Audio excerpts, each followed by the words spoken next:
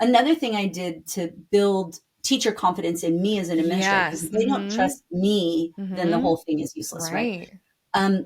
But another thing I did is if a parent requested a conference with a teacher, I had two rules. One was, unless it was an emergency, which only happened twice. And that was when, and both of those were health related. Students who had a health need. One student had type 1 diabetes, and the teacher wasn't allowing the student to eat their snack.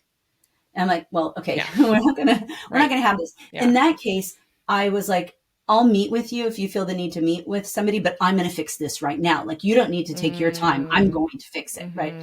But if they just wanted a conference because they were unhappy with something in the class, I've never known a parent to request a conference so that they could tell me and the teacher how fabulous the teacher was. That just doesn't typically happen. They'll send emails, but they're not going to request a conference. So when they request a conference, I make them wait a week.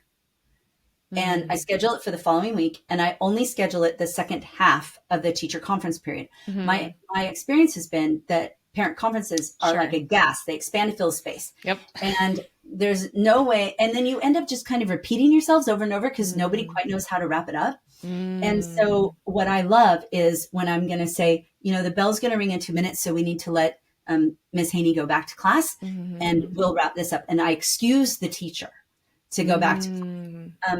And so that is good, especially like in campuses with a block schedule where sometimes these conference periods are an hour and a half long and they only get one every other day. Sure. You've got teachers who are giving their entire, half of their, it's crazy. Right. Anyway, but in the week delay, I will ask the teacher, I'll let the teacher know, hey, parents requested a conference. What do you think they want? Like, show me, and can you share with me all the communication that's come before this? And then I go do observations of all of the classes that student is in. Not just that one. Okay. I go watch them in other class. Yeah. And I talk to the other teachers. Like, what are you noticing? The students having this problem in this class. What are you noticing? Yeah. And so when we come into the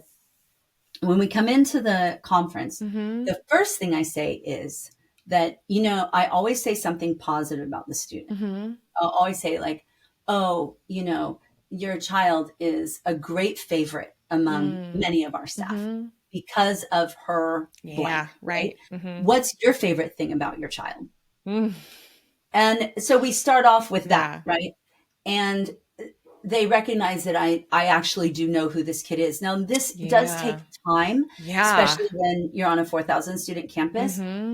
But I think it saves time in the end. It's one of those stitch in time saves nine kind of situations. Right. And then I say, well, you requested the conference. Can you share what the concern is? But I already know. It's almost like being a lawyer, right? Don't ask a question you don't know the answer to. Sure. Yeah. And